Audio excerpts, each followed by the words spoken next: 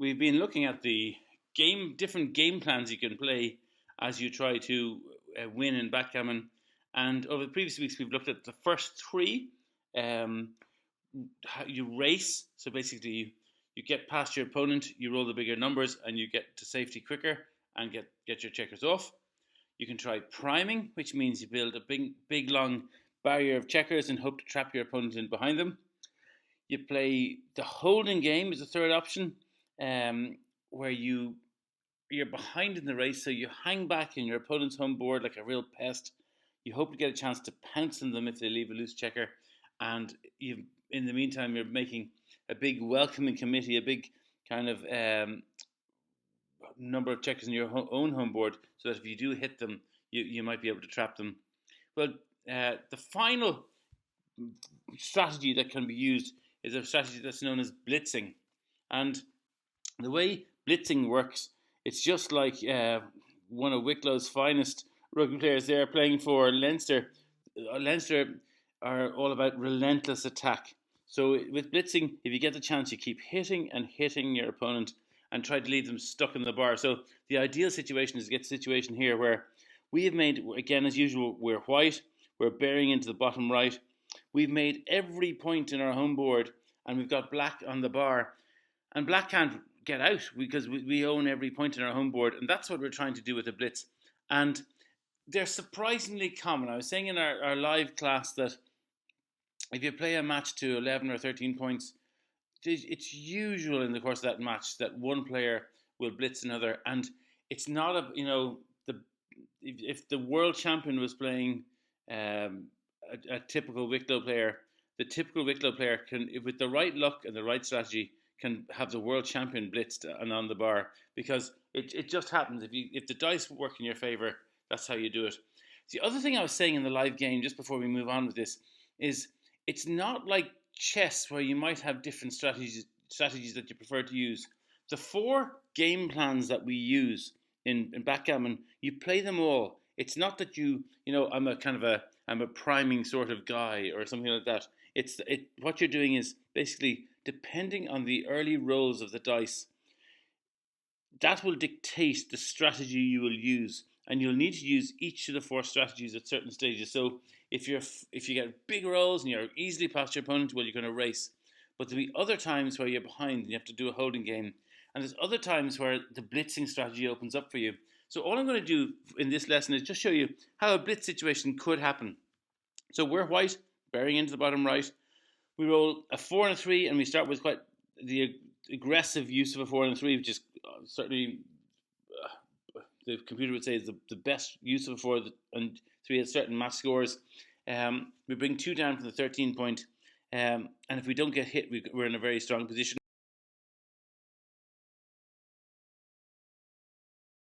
From their midpoint and bring it forward, and they'll split their back checkers, which is the correct move with a 5 and a 1. And this is where you do need a bit of luck early on in the game if you're going to be blitzing, and we get luck. We get a 6 and a 4, and with the 6 we can bring a checker in and put our opponent on the bar, and the 4 we can use the big stack in the bottom middle big column of 5 checkers there. We can bring one of them down 4. It's always good to unstack at the start one of those big piles of checkers, and we put our opponent in the bar.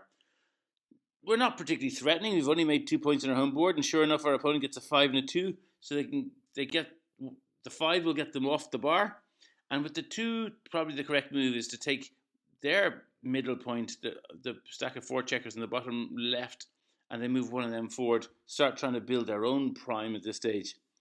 But again, we get a good roll, double 4s, and the big thing, as I said at the start, with blitzing is relentless attack. If we can attack, we can. As you go on through backgammon, you begin to learn that the formation we have there is already settling into a blitz formation. So we want to keep attacking. So with the 4s, we can maybe bring one down, but we've got to hit one of their black checkers. So when we hit the one of the 5 point, we can cover that point to make it safe. And with the final 4, there's not really a lot you can do. Probably the best thing is to take one of our back checkers and move it forward, prepare to get them ready to escape. Black comes in with a 4. They can roll a 4 and a 2. they use the 4 to kind of get off the bar, and that checker on the top left, which is on his own there, they might use the 2 to cover that, which would be probably the best move. And again, we get lucky. We roll this situation, we roll a 6 and a 4. I want you to think about it. Relentless attack. Have a look at that formation. What are we going to do with the 6 and the 4? If you want to pause and consider, and assuming you've unpaused, well, we're going to hit our opponent. We're blitzing, so we're going to hit as hard as we can. So our checker on the bottom left, our single checker, a 6 will allow us to hit our opponent. And again, the 4 will allow us to make that checker safe and make a 4th point in our home board. So we're already beginning to look strong here. We've made 4 points in our home board. And unfortunately for their opponent, they're dancing. Now already we're looking at kind of, can we blitz our opponent? Our opponent is looking at, oh, I better try and get myself out of here. And they're unlucky. They roll a 6 and a 4. The 6 is blocked. The 4 is blocked. So it just goes back to our go. And we get a 3 and a 2. And the one thing, if I'd give you a tip about blitzing, is that with a blitz attack, we have to take risks. And the term we're going to use this week, that kind of learn, is this concept of hitting loose. Now, it's not like if you play poker, if someone plays loose in poker, it's sort of connotations that they're being reckless and kind of possibly, not playing the best poker because they're loose. They're kind of, it has connotations of being, bad play. In backgammon, hitting loose is a perfectly rational, reasonable thing where you look at the risk and you look at the reward, and hitting loose means basically hitting a checker that hitting a black checker in a way that we could be hit back, but that the risk is worth the reward. So let me show what we mean here. With the 3 and the 2, the correct way to play the 3 and the 2 is look at our home board in the bottom right. We're going to play one of the checker down with the 3 and on with the 2 and put a second black checker on the bar. So the hitting loose idea is that we're exposing ourselves, but we're doing so for a perfectly reasonable thing that if a black doesn't hit us, we're in a very strong position. And you'd be delighted to hear that black rolls a 5 and a 3 and doesn't hit us. They can get one checker out with the 3, but the 5 is blocked by us. And then let's say we roll a 5 and a 3. And let me remind you, with backgammon, you have to take risks. With backgammon, you have to take risks, yes. But with blitzing, you have to take risks. So you could play safely here. You could cover our spare checker, our single checker in our home board. The 5, we could use the 5 to make it that point safe. That looks good. But we want to kind of, the problem with that is if our black, for instance, we could bring the 3 in like that, and the black rolls a 3 and a 2, 3 in anything with black. As I said, we're desperately trying to blitz black and put them in the bar. They're desperately trying to make an anchor. And if we don't hit their checker there, and they were to roll any 3, I've given them a 3 and a 2 here, it could be any 3. Well, the 3 comes out, and now they've made an anchor, and our whole strategy is by the wayside because we're not going to blitz them now because they've made an anchor. So instead, let's go back to where we were there. With the 5 and the 3, we need to keep hitting. So we take our checker that's in our outer board on the bottom left,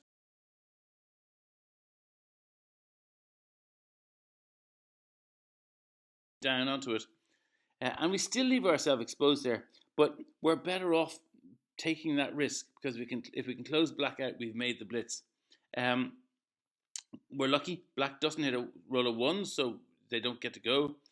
We roll a 5 and a 3, and now we're trying to bring ammunition down to try and cover that single checker that we have in our home board.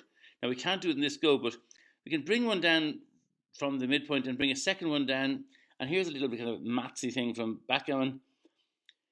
By my maths, I think there's 11 rows we get next go. If black doesn't hit us, that we can cover that single checker on our 1 point. So we can roll a 7. There's 6 chances of rolling a 7. We can roll a 9. There's 4 chances of rolling a 9, or we can roll a double 3. Will allow us to bring a checker in to cover that 1 point. So 11 chances. But let's put them back there, and there's an even better thing we can do here with the 5 and 3. We can then move it on in, because now any 4 will cover our single checker. That's 11 rows to get us a 4. Plus double 2s, plus double 1s, plus double 6s will bring another checker down. So it's 14 different rows out of 36 will cover that checker. So always with backgammon, we're looking at what's the most likely roll that'll help us cover, um, and that will leave us best set. So this will leave us 14 chances of covering, 14 chances out of 36 of covering that blot in the next go. Whereas if we just brought 2 down to the middle, we'd have only had 11 chances. So we want the most shots at the target. We get lucky, black doesn't roll a 1, and we roll double ones. And if you want to pause the video and think about how you'd play double ones, do so now.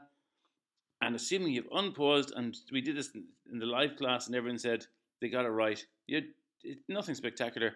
We just trundle that checker forward and make our home point, our home board complete. And now look at it. There's nothing black can do. So gets the blacks go. They don't even roll. When we're playing this live, black doesn't even roll. Black kind of sits back, curses their luck, and lets white go until white eventually gives them a chance. They simply, black can't roll a 1, a 2, a 3, a 4, a 5, and a 6. They're blocked in the bar. So white just keeps rolling until black can come in again. So that's really it for blitzing. The idea is you're trying to put one, ideally more of their checkers in the bar, and then close them out by filling in your home board. It does, as I said, it does happen. It's not uncommon. It's much more common than you think. It is a riskier play to kind of, you saw that example I gave you there. There were risks, but it does win you more gammons, and it's really satisfying when it works as well. If you're blitzed, it's not the end of the world. You can still come back and win the game, but you're not very likely to do so, and you are at big risk of losing gammon. So blitzing is kind of a very exciting way to play the game. And as I said, it's not that you set out to blitz before you've rolled your first roll. It's just if the dice that you get lead you in a position to do so, it's interesting for you to know how to do it. So finally, homework. There are more YouTube videos out there. I'll try and put a link in on YouTube. But Dan Rivera in Backgammon is beautiful, talks about game plans. Mark Olson in his kind of introductory series talks about game plans. There's nothing that they're going to say that we haven't already said, but the different voices will help. But just you now know the 4 major strategies that players will use over the course of the game. As I keep saying, it's not that you choose one strategy before the game and kind of go that way, but depending on how the dice rolls, your tactics will be based on one of these strategies. And the big advice that beginner players need to hear, and I needed to hear when I was starting out as well, is if you're playing one game plan, if you're heading down the route of one game plan, the moves you make need to be coherent and consistent with that game plan. So if I'm blitzing, as we have been looking at here, I don't want to do moves that are, I don't want to focus on my holding game while I'm blitzing, or I don't want to worry about setting up a prime when I'm blitzing. Blitzing is about non-stop attack. So if I'm blitzing, that's what I need to do, and I don't forget what I'm trying to do. Likewise, if I'm priming, I don't suddenly launch my checkers into hitting into my opponent's board or something like that. So the big message about the 4 game plans is you know what game plan you're doing, and then you make the moves that are consistent with that. Now, at times, your game plan will change.